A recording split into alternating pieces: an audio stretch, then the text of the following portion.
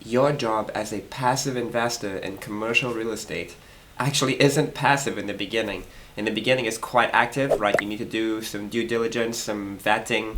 There's a lot of stuff that you need to check out before you just write the check and hand over your money to someone else, right? Your most important job is to vet the team that you are investing with. Get this right, and it's like a match made in heaven. Get it wrong, and well, the deals might still go well. You might still be very happy with your returns, but there might be some aspects of it that you don't like maybe their communication style doesn't match yours. Maybe the asset class is not the most ideal fit for you. Maybe they didn't disclose things clearly enough because, yeah, most people don't read the PPM. They just kind of rely on what the deal operators tell them, right? So I think that vetting the team is super super important. Spend the time to do that well once, and you will not regret it. So anyway, let's talk about the most important people that you need to vet, and you need to know everything you want about them. Now, me, I would start with the sponsor, right? They are like, to use an American football analogy, they're like the quarterback of the team, and you need to check their integrity, their track record, their ability to execute the business plan, right? Another thing I really like to look at is whether they have skin in the game. That shows, a lot of conviction when they have skin in the game. But having said that, I can totally understand. I'm not at the sponsorship level quite yet, but I can totally understand, having all of your capital tied up in other deals, because that's pretty much what I do. I As soon as I get money, I put it into deals, and then I save up again. So it's possible that some sponsors can follow this kind of pattern. But anyway, skin in the game is definitely a good thing, right? And of course, it also depends on how much they have invested in it in comparison to like their net worth. You also want to know about their communication style, right? The sponsor is very, very important.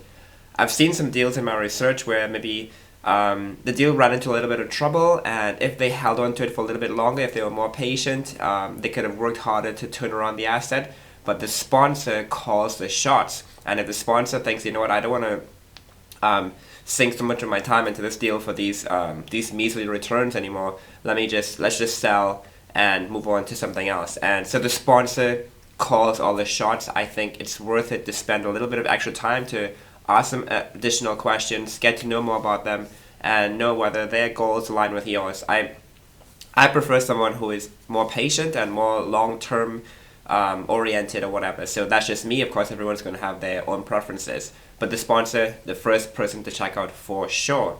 Next is the property manager. At least in traditional multifamily, it's the property manager, right? They're the boots on the ground. They're fixing the toilets. They're collecting rents. They're doing all this stuff for you. A good property manager can make or break your project. And on the assisted living side, even way more important, way more critical than the property manager is the operator, right?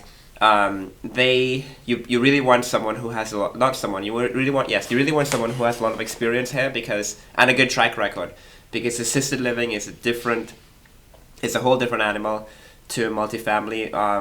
Really and truly, relatively speaking, multifamily property management is easier. I don't care what anyone says. It's easier than operating an assisted living facility. So for assisted living, you want to vet that operator hard.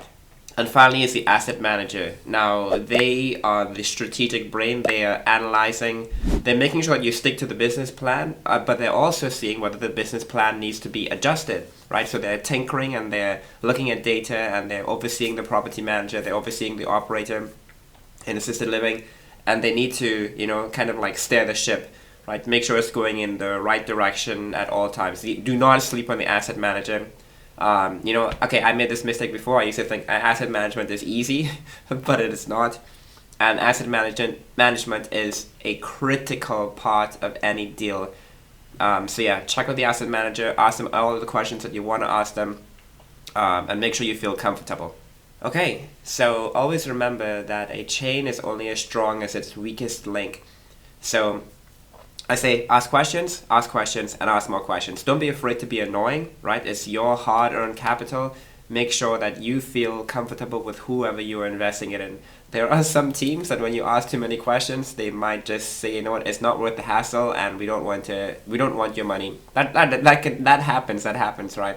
But I think especially if you are new or newer to investing, It's fine to be asking questions and whatever. Ask your questions no matter what stage you are in the game. And if you want to know what questions I ask or what I look for if I'm going to invest in deals, definitely feel free to reach out. I'd love to talk about that as well.